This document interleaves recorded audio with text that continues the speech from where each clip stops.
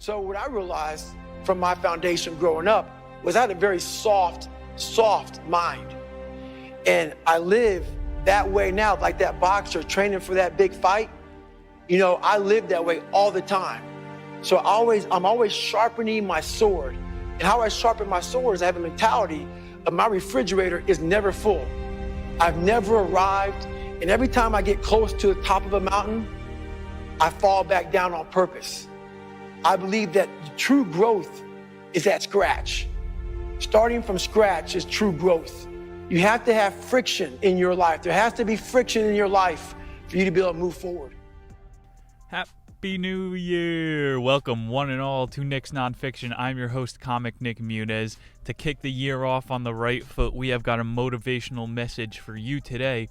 We have the bestseller synopsized, David Goggins, Can't Hurt Me. You are in danger of living a life so comfortable and soft that you will die without realizing your true potential. Your mission, if you choose to accept it, is to unshackle your mind. Ditch the victim's mentality forever. Own your life completely by building an unbreakable foundation. In order to execute this mission, you got to do your job to the best of your ability. And this is going to hurt. Greatness doesn't care about your feelings. You are here to have a greater impact on the world. David says, don't stop when you're tired. Stop when you're done.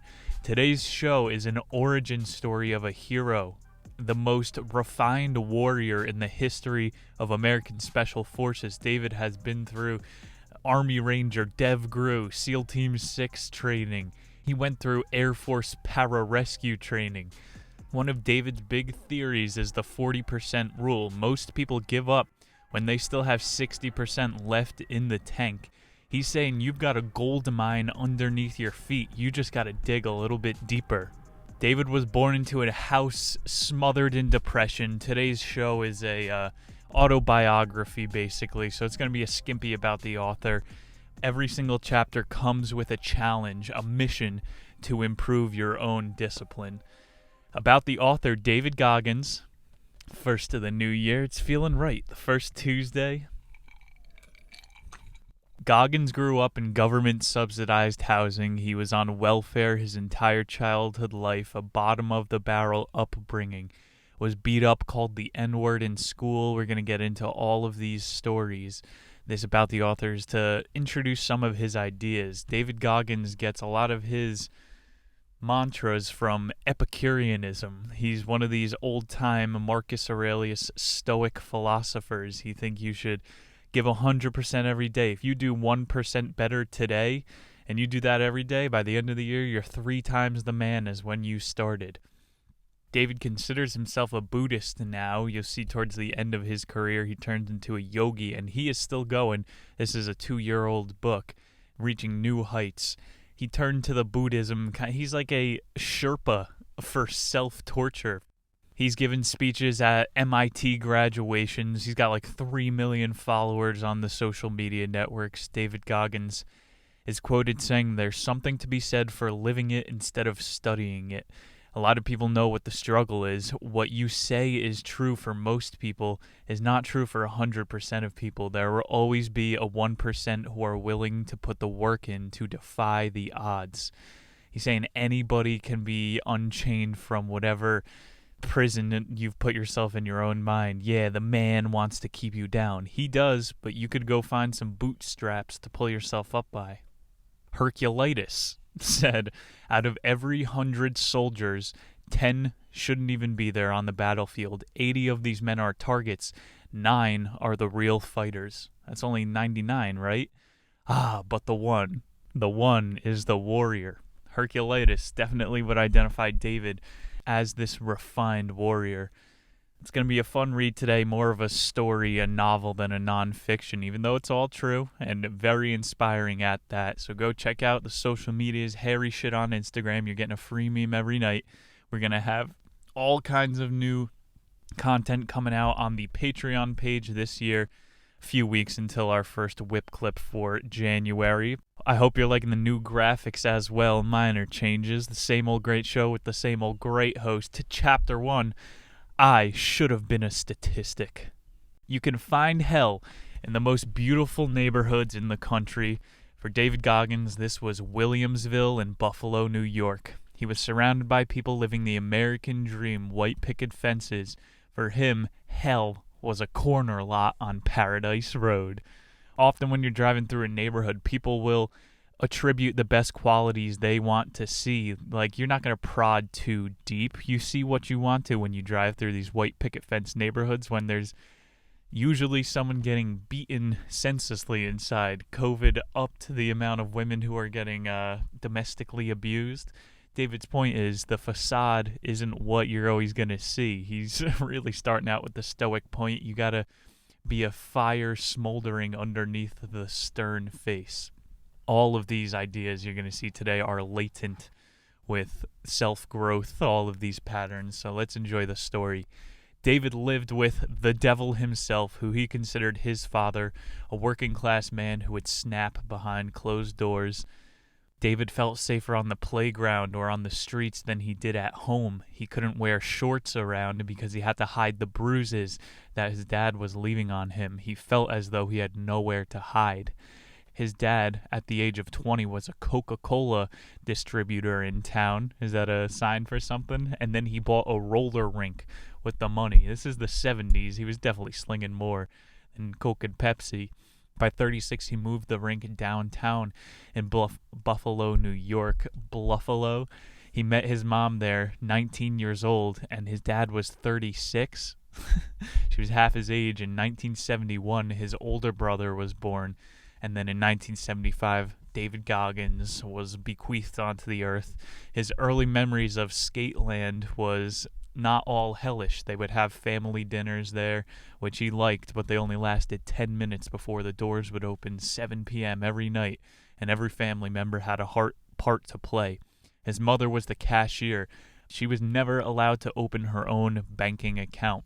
And it was clear to David that his brother Trunis, the 4-year-old brother, was going to be the heir of the roller rink empire. And so his dad ditched the DJ booth from time to time, and they would go upstairs to the bar, leaving David and Trunis to run the whole thing. This was a happening place, Buffalo roller rink in the 60s, 70s. Rick James, O.J. Simpson, Teddy Pendergrass, Sister Sledge, all of them were coming through the roller rink. David's dad was a well-known man. If he was older, he said he may have appreciated this cultural moment that he was a part of, but as a kid, he resented all the chummy business and fake smiles that was going on upstairs. Trunis, he took well to the business attitude. He starts running prostitutes through the Fort Erie Canadian border in their teen years, and his dad is cheating with all of these whores. He talked about his dad was a black belt when it came to dealing with his mother. He was slapping her backhand, front hand, belt, taking her by the hair, dragging her down the hallways. And he was always wondering, why are the cops not doing anything? He was greasing them up. His dad had connections in town. They knew he was pushing product through the roller rink. He was well connected. He just gave the cops a wife-beating tax, and they were on their merry way. David tried to find his own communities, like these kids who have parents who are still love movement hippies. They enlist in the military. I see it at my age. So David joins the Cub Scouts, and he's going, I feel awesome in this uniform. I feel like I'm upholding society. And when I go and my dad and Trunis are just drinking and gambling around me, it's devaluing the uniform. You see, he had some military in his genes. I think it was his grandpa was in the Air Force. David took beatings from his dad. He would say he would bleed from his ears often. One day he came home, he snuck out of school, and he went home to make a lunch, and his dad wound up going home that same day. It's like a sitcom scene. They're sneaking around the house. He's trying to go out the upstairs window. But David's dad, he caught him. He pulled a gun on young Goggins and was going, I'm not taking this gun away from your head. And David's going, Dad, it's me, you see? Put the gun down. David's dad is a psycho. He pushes the Luger to his third eye, leaves a barrel mark on his forehead, and is going, you better get back to school right now, David. You think I won't pull the trigger on my own son? And David's like, just kill me. If this means I don't have to work at the roller rink anymore, I'll take some lead to the head. Not a great father-son relationship. The neighborhood knew what was up. They knew they couldn't step in for all the connections that David's dad had. He could have had anybody whacked who was going to break up his family. Wrapping up chapter 1, David was continuously falling behind on his standardized test scores, and his reading ability was levels below his peers. Every year they would interview him in school to be in the special classes. David Goggins sitting there next to kids in helmets, people with drool on their shirt, and he's like, I know that I need to be brought up to speed, but if I join these classes, it's going to stigmatize me. So he starts cheating his ass off in school. He's got to find one way around it. This guy's a problem solver. This brings us to our first challenge. David is saying identify the blockers in your life. Write it down. Just set a timer, 1 minute, 60 seconds, and see how many of these blockers in your life you are able to flip. Are these permanent blockers or something that you could get over by setting up smaller goals? He says even better in this challenge, identifying your blockers, tell this to another person. It's going to depthen your soul. Now they know what you are struggling with, and it puts it out there into the ether. Now you have someone else holding you accountable. This takes us to chapter 2, Truth Hurts. PTSD and poverty are one hell of a combination, especially at a young age or an old age. Go talk to your local war veteran. Wilmeth Irving starts to be his new father. They ran away to some town in Indiana, got away from that abusive dad. He keeps on slinging coke and roller skates in Buffalo. There in the Midwest, Wilmeth Irving is the new father figure, and he taught David defensive discipline and a smooth jump shot. He taught him how to reason, like in his formative years, he was only taught that violence was the way to deal with things, which maybe got twisted into his self-punishment. Who am I to say? Wilmeth Irving taught him some critical thinking skills and how to be part of a team. And in 8th grade, they went to downtown Indianapolis. Wilmeth Irving, he had a past criminal life of his own, and it wound up catching up with him. So David's joining the 8th grade basketball team. Wilmeth Irving's coming to his games. He's starting to seem like he has a normal life. Then Wilmeth Irving is pronounced dead. He was shot in a town over. We don't need to get too bogged down with this character, but the Goggins, the mom, Trunis, and David start squatting in this dead man's house. And he's like, these are extremely desperate times. They're calling for desperate measures. His mom was working at a historically black college at the time, and they weren't paying her enough to, a livable wage, have a car, support her 2 kids. Single mom, not so powerful during that time. They told her, even with her connections at the university where she worked, that David was doing so poorly in school, he wouldn't make it in, with his mom being in the administration. Along comes high school freshman year for David, and he wants to be on this basketball team, but his GPA is not sufficient, so he's cheating. He gets better at cheating than he is at learning. By sophomore year, he gained a reputation for being a good baller and his hip-hop knowledge. His mom said that his friends were becoming thugs, and they move outside of Indianapolis to Brazil, Indiana. This is on the outskirts. It's not a great town. This is where the Hicks meet the urban life. It's a diverse area. He couldn't trash talk as hard because his coaches here were thinking, we don't do that in the suburbs. This is a nice place. We don't want to stoke racial violence. A couple decades later, 1995, in Brazil, Indiana, the KKK was approved to march down the main street. This town has some racist bones. David, he got a hangman drawn on his locker one year, and people start calling him the N-word. Malcolm X becomes David's best interest. He leans into the thug act. He's like, if they're going to call me black, I'm going to fit into every single stereotype to mess with these racists. He starts sagging his pants. Real quick for me, spell sagging backwards. N-I-G-G. It's a psyop. He's blasting Snoop Dogg out of his subwoofers on the main strip of Brazil. He went to a diner with a girl one day, and she wound up cursing him out like they were having a nice date, and then all of her friends came. They're like, oh my God, 1950s, you're wearing a poodle skirt? Are you having dinner with the black kid? So she had to turn on him. Another sitcom scene. David, he's feeling the brunt of that real racism. For his junior year, he was kept off of the basketball team because of his GPA. You can't cheat to the end. And school became irrelevant for him now that he can't even play sports there, and he's turning towards the Air Force, the armed forces in general. He takes the ASVAB, Armed Service Vocational Aptitude Battery Test, which is the military's SAT. He cheated on that, and he still failed. He had access to all the old test copies. He took pictures of people who got C's and D's. Couldn't pass it. And he's failing school. His mom's going to find out, who's in a system of higher education. He starts hiding his report cards.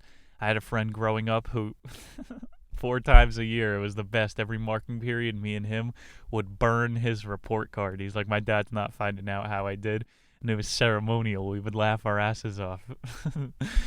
David was a sneak. He knew how to get around the system. It was DePaul University that his mom was working at, and one day she sat him down and she's like, I'm kicking you out of the house. You need to learn this lesson young. Academia isn't there for you. You're at a dead end. And David only lasted a couple weeks until he came back home, and he had a long, hard look in the mirror. The next day he started what was called his accountability mirror. He put post-it notes and quotes, warrior knowledge all around his face that he would wake up and shave his head and his chin in. He started with really simple things: pull up your pants, wash the dishes. And when those things became habit, he went on to quotes to remember, poetry, a lot of Sun Tzu he started with. Victorious warriors win first and then go to war, while defeated warriors go to war first and then seek to win. Sun Tzu, victory is reserved for those who are willing to pay its price. Opportunity multiplies as they are seized. He's learning bigger ideas, the tipping points. As a high schooler, just trying to get on track. He's got a growth mindset, as your employer would call it. He starts to realize that the world is fucked, and the only way to change it is starting from within.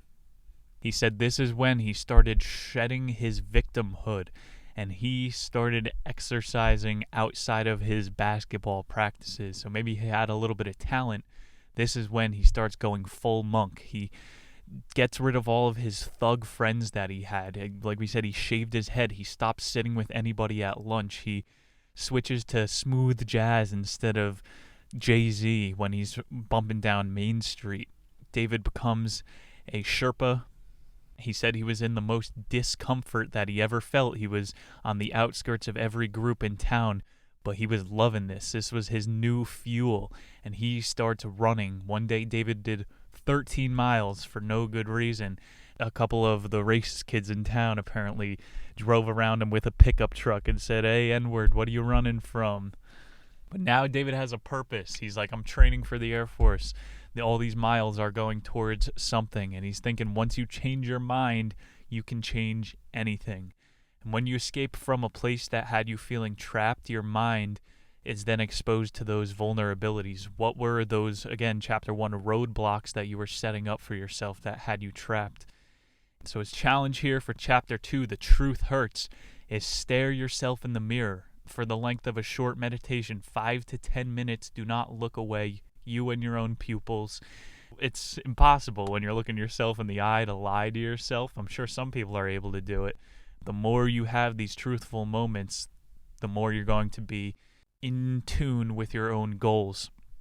Chapter 3, The Impossible Task. David gets what he thinks is his dream job from 19 to 23 years old.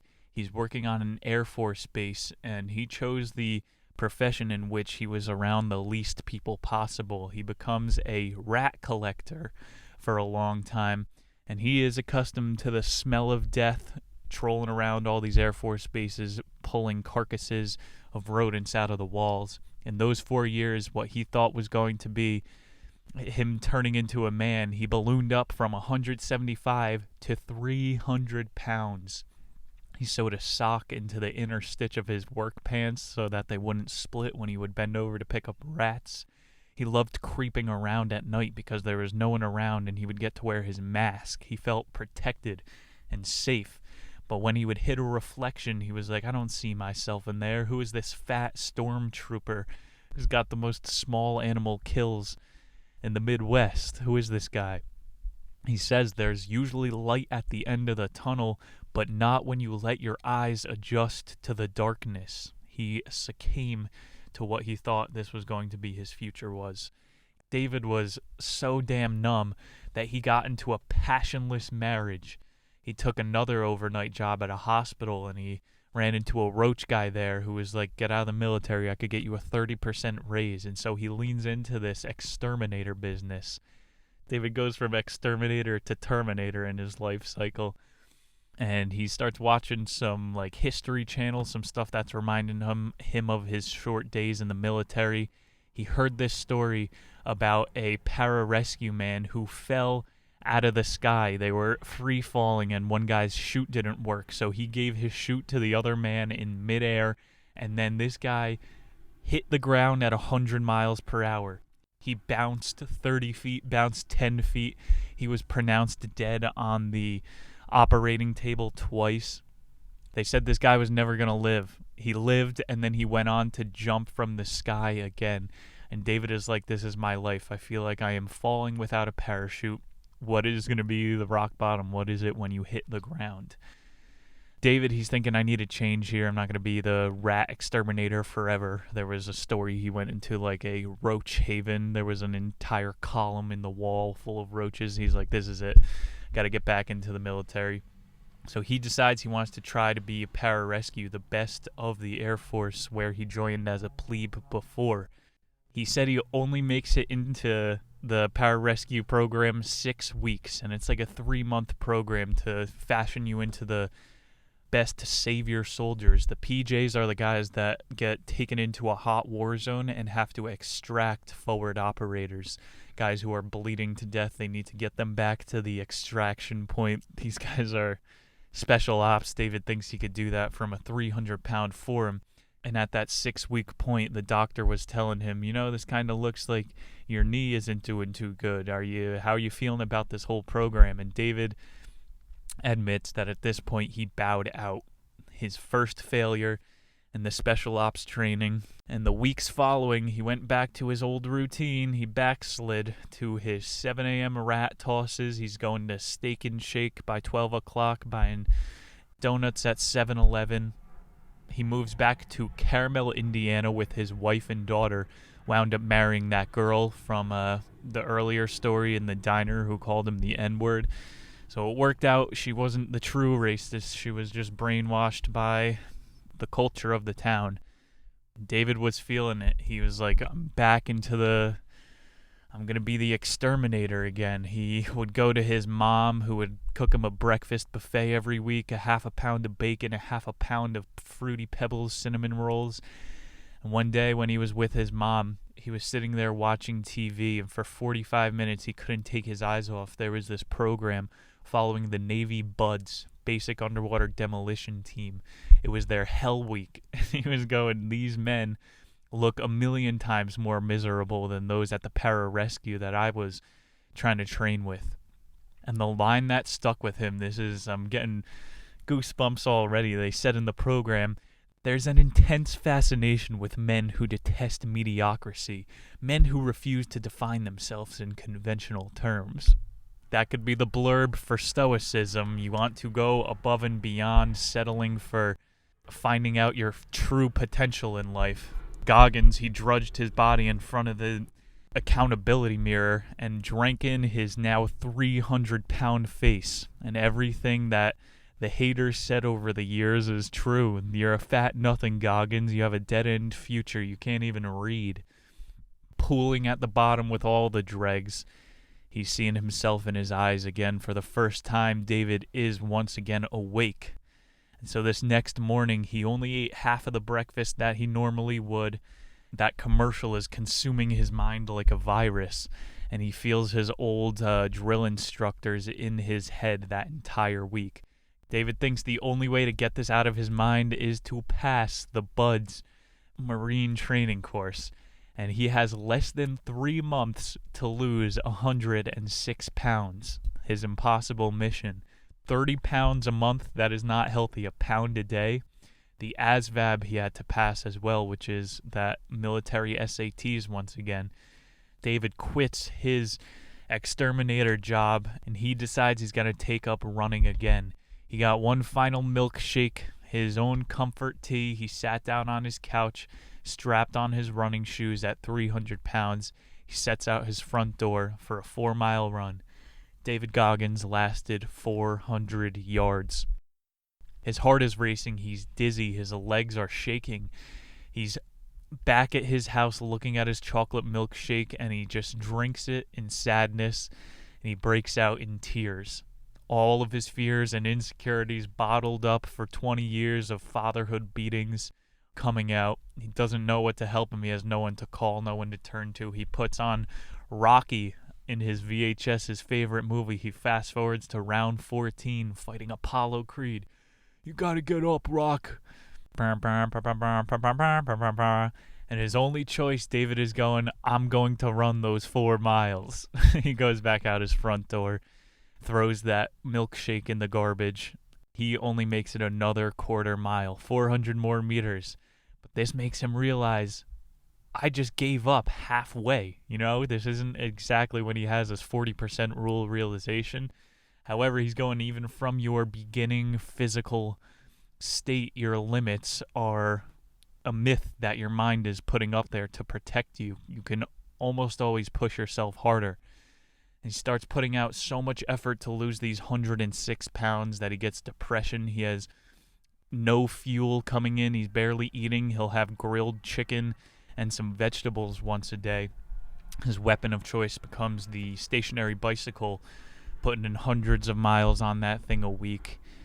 He hits a plateau at 215 pounds with 4 weeks to go, and eventually David gets into the BUDS program. He cheated again to pass that ASVAB, and his wife was like, oh, what, you're going to go all the way down to Southern California to go try to play Army man? I'm having a baby here.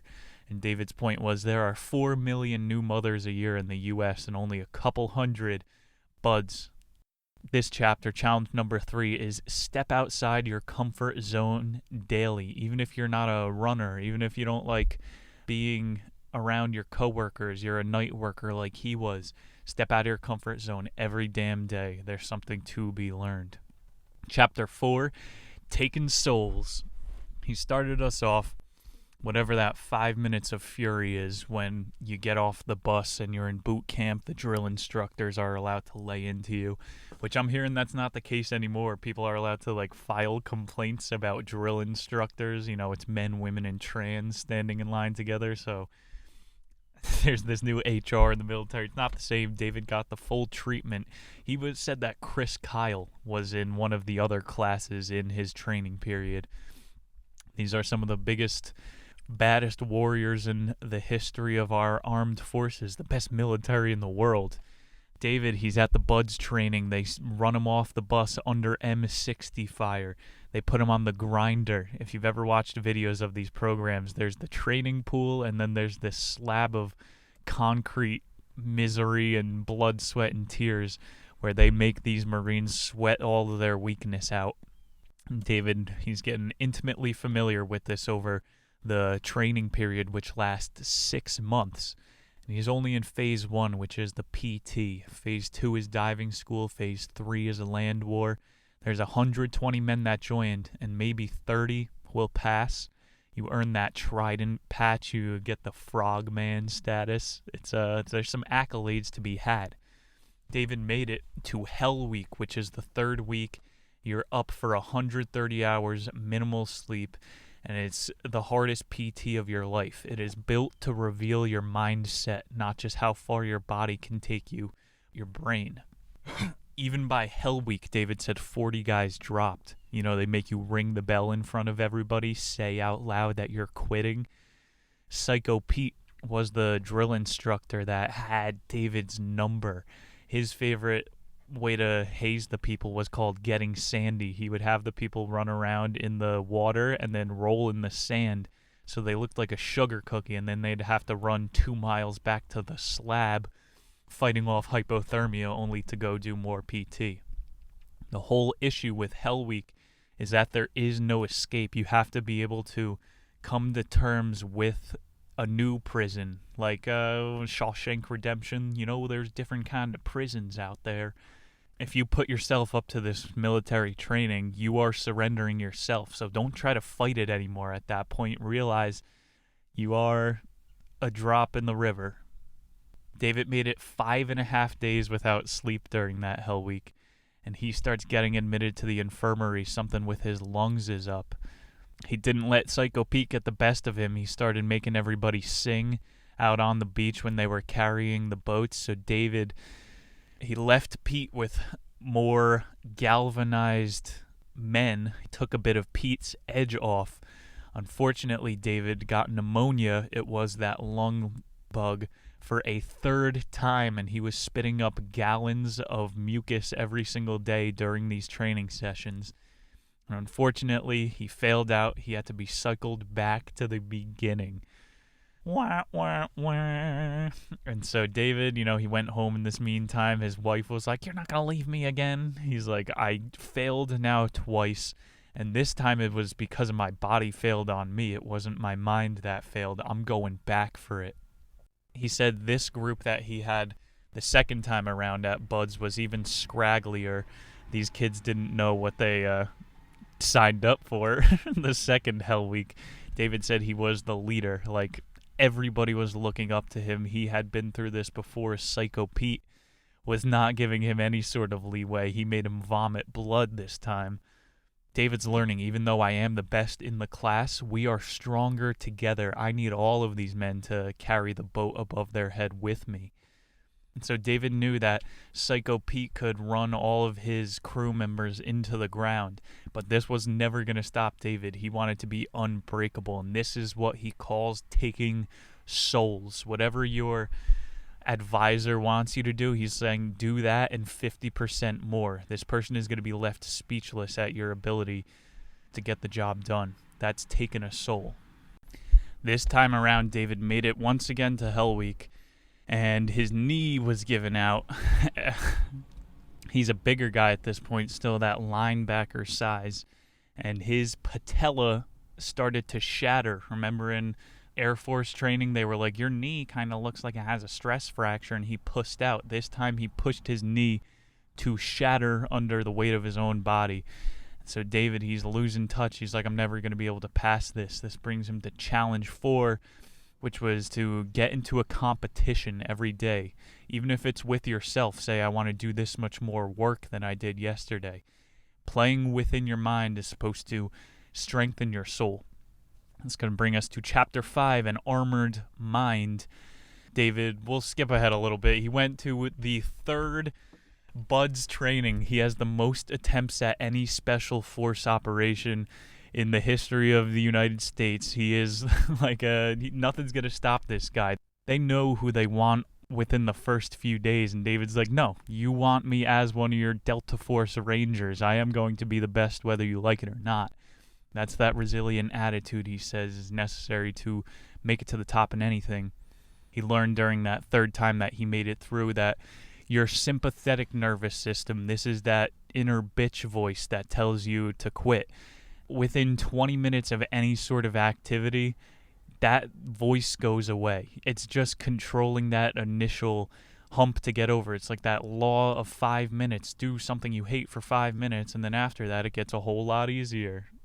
His mom was super helpful getting him through that 3rd Buds. His wife was not. He goes through a few wives throughout the story. Along with the taking souls, David said he knew he gained a 6th sense for when people were going to quit. So he has a mental edge on people now. He knows when his mind would tell him to quit, so he sees it within other people. This was, if you've ever read this book, it's a national bestseller. I'm sure some people out there have. The whole Boat Crew 2. Ain't nothing gonna stop Boat Crew 2, baby. David Goggins is a absolute leader. What's the thing? A boss tells people what to do, and a leader gets down and carries the boat with them. That is truly David. Challenge 5 is going to be to isolate one of those 3,000 thoughts that humans have per hour. Make it last the entire hour. practice in meditation, but also self-discipline. You learn this if you're a runner, like David Goggins on all of his 3 million click stories that he makes now. He says you're not allowed to listen to any music when you're running. He's like, this is you and your own mind. Obviously, you don't have to take every single one of his tips. This guy knows what he's talking about. That is a trip. It'll teach you to make a thought last for a long time, as I'm able to make a book last for an hour and a half. Chapter 6, it's not about a trophy. David, he is in the community. He feels accomplished. He has made it to the heights where he probably shouldn't have in this life. He should have been a statistic. He's at the 100-mile race that they hold for all the Marines down there in Coronado. The record is, within 24 hours, this man ran 144 miles. And this transitions to the half of the book where he's doing his ultra marathons. This is what David is more so known for now. Body's a machine. This was his first big race. David signed up for this. He's like, I passed buds. I could do anything. It's just my pussy brain that's stopping me. It was called the San Diego One Day. And since 2005, these ultras have blown up exponentially in popularity. There was a $2,000 cash prize the year that David entered, and there was a Japanese girl who was the leader. We'll get to know a little bit more about her. His wife, his new wife, who he had for only 2 months, came to support him. She bought a box of Hostess donuts for the man who's about to run 100 miles. The day before, David was saying, he's like, I have a Viking mentality. He goes, this is dumb in hindsight. But him and one of his Marine buddies went and did a CrossFit workout. He ran the night before his big race. His nutrition is fluff sandwiches and donuts, Krispy Kreme. He met a big character at this race, San Diego One Day, Chris Costner. This guy is a triple Ironman runner. He's ran 100-milers in Alaska. He biked the entirety of the United States. This guy is one of the greatest athletes, he thinks, and he goes, the most impressive warriors, people who put themselves to this, crumble under the ultra marathon. And there's only a couple ultra marathons a year in the U.S. back at that time. Chris Costner ran the Badwater 135. And this is through Death Valley. You're running where there should be no living organisms, hundreds of miles. And it's like thousands of feet of elevation. We'll get into that more later. In San Diego, David, he fell behind in the beginning of the race. Mrs. Ongisaki was the Asian leader at the 50-mile mark. He felt iron-shoed, brittle-boned. Costman was keeping a close eye on him at this time because he knew this was David's first. This guy was still the size of a nose tackle. He was 300 pounds of muscle, and he's like, this guy's body isn't made for an ultra, and he's eating fried chimkin. Everybody's looking out for David here. 12 hours in, he completed 70 miles with zero training, and he's going, this is my reward. I have piss running down my leg. My nipples are bleeding. You know, people shit themselves when they do these races. That's just a side effect. You do that as part of it. You hope no one's taking your picture at that time. You wear a diaper. His wife gave him a couple peanut butter and jelly sandwiches. He rested for 20 minutes. And in the next 4 hours, he only ran 11 miles. It's up to, 75 miles? This is what David calls the time to open up your cookie jar of past victories. He's saying, I passed through the Special SEALs training, lost 200 pounds. I passed the hardest tests, taught myself how to read. One at a time, mile by mile, he chews on one of these cookies. As a kid in Brazil, he had a story where he had to savor a cookie for an entire night. It's probably where the cookie jar comes from. But you probably do this too. When you're trying to get through something, you tell yourself, I've done this before. This isn't a big deal, and then you just do it.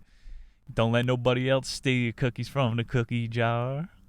He's saying especially at this race, there's like no trophy. He's not going to beat Ingasaki for $2,000. There are no souls to take. Maybe Chris Costman shove it in his face that you ran it the first time. He's going, you have to go into yourself. And he talks about the pain is a cookie. There's not many times in your life, unless you're giving birth, and you still probably low-key enjoy that, There's not as many times in your life that you're going to be that stimulated. And I sound like an extreme masochist right now. However, pain is a big motivator. He's going, this level of pain, even if I do or don't achieve it later, that is a oatmeal cookie. Painful to eat. David wound up running 101 miles with 90 minutes left, 23 and a half hours or whatever. He got his second wind of an entire marathon. Paid a price. We said he was peeing blood before. He lost 7 out of 10 toenails. This was just a part of the reward, because now he says, I have a new level mind. This unlocked a new part of me that I wouldn't have gotten without suffering this much. 100 miles, no formal training, shit diet. He refused all of the painkillers at the ER. Telling you, this guy's a beast. Challenge 6, he said to take inventory of your cookie jar. Chapter 7, the most powerful weapon. David, he couldn't walk for 27 hours after this race. Still made it into work on Monday, was given the day off, still insisted on coming in. I ran 13 miles, like a half marathon as a teenager. I was doing cross country. Couldn't walk for at least 12 hours after. You get out of the shower. I'm like crawling out like a slug all wet.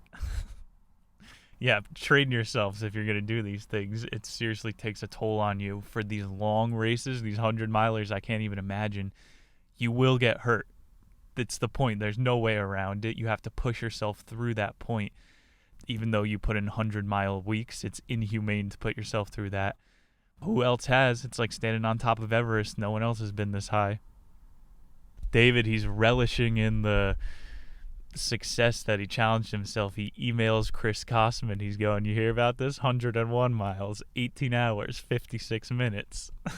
Kosman's like, yeah, congrats. First time, you fat ass. I'm impressed. Why'd you stop at 101? There were 24 hours. Why'd you stop running? Anyway, here's the link to the Badlands race announcements. The one that he schedules 130 miles through the desert. That link that he sent Goggins was a ton of ultra marathons. David was really interested in the Hurt 100. This was in Oahu in a rainforest, 2,400 vertical feet. You're running like 3 laps for 30 miles.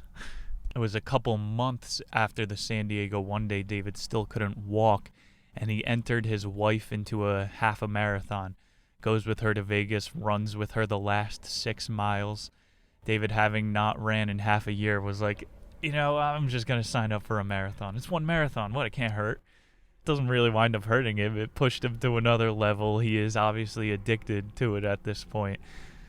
At that Las Vegas marathon, too, he qualified for Boston time, which is 3 hours and 10 minutes, I believe, for 26 miles. He qualified during his first legit marathon. And this is when he's saying we habitually sell ourselves short. In Las Vegas, he was 16 out of 26 in, and he thought he was going to have to quit because he ran another 6 with his wife beforehand, and he was only 40% done. And we never know how much more we have in the tank. And big picture here, January, beginning of the year, how much does that apply to your life? How much did you leave out there on the field? David gets to Honolulu for the Hurt 100. He's 48 hours early. He goes and observes the land. There's only 3 first aid stations, and he's mad that he forgot his salt pills, so he's getting more equipped for these things. He's got a Camelback this time, which 6 miles into the race, it broke. Lucky he's in a rainforest, right? Kate, his wife, was chilling on the beach the entire time. She's like, I don't know why you do these things to yourself. Carl Metzler was the king of this course. He beats the Hurt 100 every year. David took 4.5 hours on his first lap, 30 miles. David said during his second lap it started to rain, and he was skiing basically down. He turned his shoes into slides. It was a crazy race. He almost caught up to Metzler at one point. He said if he had those salt pills, maybe he would have been able to stop from cramping up his medial tendon. had to get like snipped. He's like, what, I don't need this to run? Why do I even have it? Pretty sure he iced it for a long time. It affected his race time at the end, but he was able to shove it in Kostman's face again. He's like, what, how long did you train for this, Kostman? I'm running these ultra marathons multiple times a year. 134-mile race, killed it. The most powerful weapon was the name of the chapter. Again, this is that governor in your mind. It's stopping you at 40%. Kostman hit back David with an email and was like, you're ready for the Badwater 100. David starts running in garbage bags like a wrestler, like he's trying to simulate super high heat. Sweats liters a day. He's losing weight, having to drink salt water. 5 layers of clothes on the bike. Sustained 170 heart rate. July 22nd of 2008, the race began. And Akos was a Hungarian guy, 5'7", 122 pounds, projected to win. And David's 6'1", 200. He's gangly. He's too big. Like, I told you I ran a half marathon. I had epicondylar fasciitis. I kept running and my right knee gives out. Tall people live less. We're not able to fucking run. David has had knee replacements. You'll see at the end of the book, too. He gets in some medical problems. He is not the right size. This little Hungarian munchkin is going to run this race a lot better than him with less pain and side effects. Doesn't matter to David.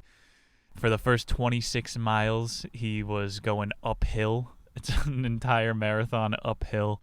David, he remembers like rucking for Bud's training. He's going, the heat helped me out here because people walk during this race. This is one of the nuttiest ones. Badwater, 135 miles. Thinks about quitting 24 times. Every step he's like, I just thought about quitting 100 feet ago, so I'm that much closer, blah, blah, blah. Why chicken out if you made it that far? The last 7 miles, he was up to pace with the 2006 winner, and this fueled him. He pushed himself a lot harder than he should have. That medial tendon was acting up, and he learns to run with his hips. He taught himself this in Buds when his knee was breaking. Some way to gyrate motion with your hips and push yourself forward.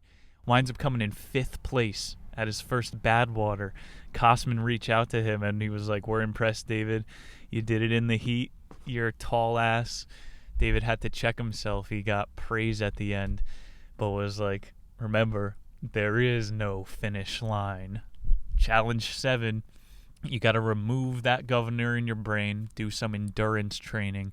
Even if it's reading, I put a timer on when I read sometimes. Just, oops, I pressed the timer again. I got to do it again. So, you get a sick pleasure because you know that you could push yourself further than you ever did. Chapter 8, talent not required. The original Iron Man was held in Kona, Hawaii. Takes place with a 2.5-mile swim, 110-mile bike ride followed by a marathon. And David was there to compete for the title of Ultraman. 6.5-mile swim, 260-mile bike ride, and a double marathon. The race covers the entire perimeter of the big island of Hawaii.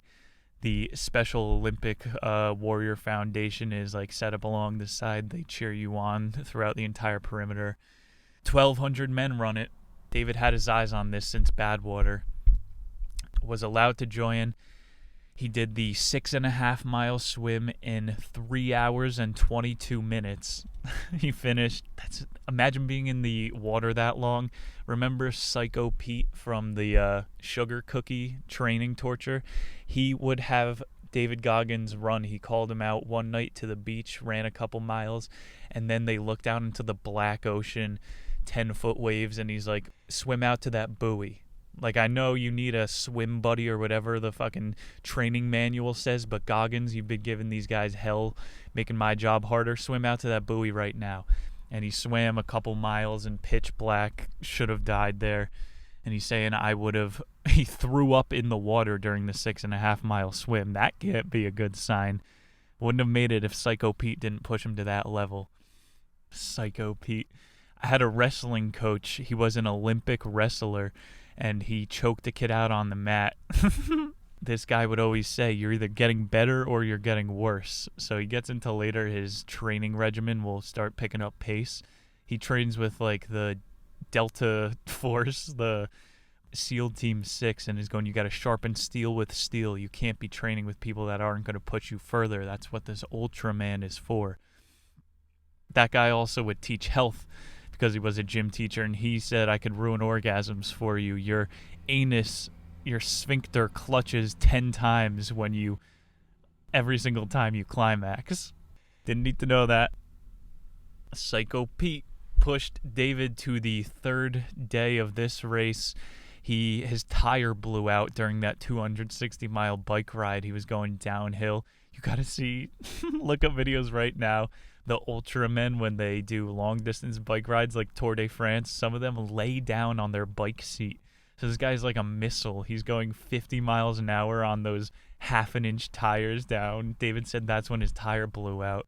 Scrapes up in his entire face, hurt his leg, not going to stop him from the double marathon at the end. Wound up finishing it, and he gets a job as a recruiter for the Navy. They're going, you're one of the top athletes. You're a good mind. We want you going around and running with young men. So he goes to Howard University, historically black college. He's talking about that victim complex he had from the beginning. You got to unshackle your mind. He talks about going to Leadville in Colorado. He calls people to run 100 miles with him on the Colorado Trail. This is like, people would say, I'm running. We drove all the way here from Denver to see you, Goggins. And he's like, well, that's a lot more work than I had to do. The guy just ran 100 miles. But he's pushing good numbers as a recruiter, getting a lot of people into the cause. He starts getting into, at this point of the book, everybody only has 24 hours a day. This is your 24-hour mission. Stoic idea. It's carpe diem to the extreme. Carpe every hour. Challenge 8 was going to be to maximize your 24-hour clock. Juice that clock like a ripe orange. Chapter 9, Uncommon Against Uncommon. This is, again, his training. David is that Navy SEAL recruiter, so he just starts doing the Army Ranger training. He goes to DevGru, which is the SEAL Team 6 training. He talked about a flashback about some combat in Afghanistan. He was in a helicopter, and there was some counterinsurgency. He had to man the M60. He's shooting 500 rounds per minute on some Islams. And he said this was a radical group in Thailand. I'm sorry, why did Malaysia come up? I didn't even know we were doing the Black Ops in Thailand right now. So he definitely has some crazier stories that didn't come out in this book. Hopefully in the future he does a tell-all. He talked about the Florida Ranger School. You jump out of a plane, you go to Fort Walton on the Panhandle, and they give you like a day pack and a compass, and you hike all the way down to the southern tip through the Everglades. You got to survive off of gator meat for a couple weeks until you get to Key West. And David's saying here, uncommon against uncommon. He is training with the most hard minds in all of the country. He also did I can't remember the name, SEER training. You go to be a prisoner. Like they put you in an outhouse for 24 hours and play a baby crying on loop. David was like, I wanted to be a prisoner of war. I'm kind of feel guilty that I didn't get captured down in Thailand. Would I have survived if I would have just been really tortured with no control? And he went through that, the SEER training. Chapter 9, the mission here is put yourself through prolonged discomfort. Chapter 10, you can hear it in my voice, I'm losing that endurance. It's only the first week of 2021. The empowerment of failure. This is when David Goggins in 2012, he attempted to break the pull-up record. New York City, he went on TV with Matt Lehrer, the Today Show, and he was planning to do 4,020 pull-ups, blaze it, smoke weed every day, in 24 hours. That's only 10 seconds of execution per minute. It's all about endurance and fatigue. In 6 months, he did 40,000 pull-ups to prep. He had a second heart surgery. They found out that David had a hole between the aortas in his heart. And they were like, I don't know how you did anything in your life to this point. Half of the blood in your body is not oxygenated. Like, you ever feel like you've convinced yourself that you have, you need an inhaler or whatever? That's what David was doing with this medical exam. He's like, nothing's wrong with me. You guys are just over-diagnosing. They told me I never needed medical help in the Navy. They're like, there's a hole in your heart, man. So they had to repair that on the road to doing the pull-up challenge. His new heart was ready to go in time, and he failed his first time around on live TV. This is David's going into, if you don't fail, you're never going to learn. You got to fail in front of millions of people sometimes. Even if you don't have the proper training, people should understand. Most people won't. And so to break the record, David needed an optimal environment. He rented out his own CrossFit gym, trains with, again, some of the best CrossFitters in the country. He does 1,700 pull-ups, and that's all he made it. Remember, he's got to do 4,020. Next time, he made it to 3,200, and he puts on the Rocky music from when he lost 200 pounds. David's he's pulling out the cookie jar again. His mom had to drive him to the hospital on the second time. He needed, like, palm injections. Didn't say anything on the way to the hospital. She just looked at him when they pulled up to the ER. She goes, when are you going to try it again? She knows nothing's going to stop him now until he breaks this record. January 19th of 2013, David had the idea of cutting foam off of his own mattress, and he sewed them onto his gloves. And he went to the gym. He got everyone there within 12 hours and was like, we break the record today. He winds up doing 4,030 pull-ups in 17 hours. He said he couldn't do one more. His biceps would explode. He said he took that prior pull-up guy's soul. That guy, he put his entire life's worth. I'm going to have a Guinness World Record. He just took that motherfucker's soul. Chapter 10, write out your most heart-wrenching failures and reattempt it. Get out of your comfort zone. Chapter 11, our final chapter, what if? In 2014, the National Park Service outlawed the Badlands race. Chris Kostman, the creator, had to redraw it, and he made it even harder and invited David along, who with the newly repaired heart. David starts training for this. He's doing his recruiter runs up in Milwaukee. He does like those sub-freezing water polar plunges. He does 6-mile polar plunge swims. He's doing crazy stunts. He's like Houdini, but disciplined. Houdini was a magical Jew. David Goggins is a kid who grew up in the slums. He's an inspiration. David, he starts getting vertigo on his runs. It gets so bad to the point where he can't even run 6 miles. And he went to the bad water, and he had to bow out. He quit. Got a pretty harsh email from Kostman, but they find out that David has some sort of, like, Addison's disease, they're calling it. The doctor for months was calling it a medical anomaly. His heart rate when he would try to run would go up to 180, like a good EDM song. And then he flatlines. For months now, David couldn't get out of bed. He lost a couple inches of height for being bedridden. They have no idea what's wrong with him, and he's on his deathbed at 38 years old. He's like, I lived 10 lives. I am content. What could have been? What if I was only trapping rats and killing roaches still? I would have died 300 pounds with a wife that hated me and stupid with no life experience. He kept talking about this old Japanese adage, Zen monks run 1,000 marathons in 1,000 days to find enlightenment through pain. He's spending too much time in bed. He's reading all the Buddhist philosophies.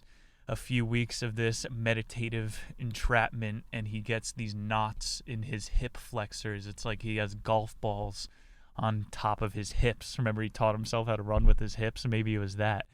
And the doctors come in and ask him, and they're like, have you considered any static movement within the past decade? And he's like, static movement? What is this? The military doesn't teach you what that is. And doctor's like, Stretching. Have you ever stretched? David's like, absolutely not. Over the preceding weeks, they get him a yoga person, and you see David's persona now in 2020. He's doing a lot of this. It looks like he has a third eye growing out of his bald head. He has an 8-pack now. He has ascended. He has spiritually awoken. He is into all of this yoga. He said it rehabilitated him to get out of bed, whatever that Addison is. Must have kicked it, because he's putting Instagram stories of him running in the middle of the desert. He's got 3 million followers on Instagram. He's doing fine. He became an EMT with his spare time within the past couple years. David is being a good Samaritan, and he's fighting fires. You know, all those wildfires in the great year of 2020? David was getting paid $12 an hour with a lethal risk to run around and dig ditches. All they give you is a shovel, and you're supposed to slow down the wildfire as it ravages countrysides and towns. These are like giant monsters that he is fighting. It's a hell job. David is saying, I should have died a 300-pound exterminator. But I started looking in the mirror. I started looking for truth. You have to quell that voice in your head that tells you this is enough. I'm comfortable. If you want to find out what your potential is, you got to want to kick ass. It's about changing your mind. So his challenge 11 was to write out all of your what ifs. What if? What could have been? Very meditative. David's given some good lessons out here. I hope you guys learned something today, and I hope you are inspired for the rest of the year. But inspiration, motivation, that's bullcrap, man. You need discipline. You need to get outside of that comfort zone, hit that run, do a curl with your hamper. Improve yourself a little bit, 1% every day, 3 times the man at the end of the year. David, he's continuing his journey. Go along, get this book. Thank you, David Goggins, for Can't Hurt Me. I would seriously recommend this one. He's a good writer. Hope there's more to come in the future. And there is for us, because next Tuesday, we have Smart Cities by Mark Townsend. It is 2021. We are living in the future. We should have flying cars, super microwavable, luxurious entrees. I'm looking forward to the real future, the real 2020s that Back to the Future promised. Smart Cities is going to tell us all about the impending technocratic agenda. He's talking about how New York has installed smart processors on 10,000 streetlights during coronavirus. They're inserting in Times Square those, the 5G COVID tracers. They're putting these things that, like, remember Morgan Freeman in The Dark Knight? He set up the grid of cell phones, where by listening in on one cell phone, you could traject that to another person's cell phone, and it gives you a live feed of the entire world just built off of sonar. This is the Smart Cities. This is what we're going to. This is going to be a real change of pace and a fun read. We're getting into the future, baby. Happy 2021. Happy New Year. My name is Nick Muniz. Thank you again, David Goggins. I love you all. See you in a week. Peace.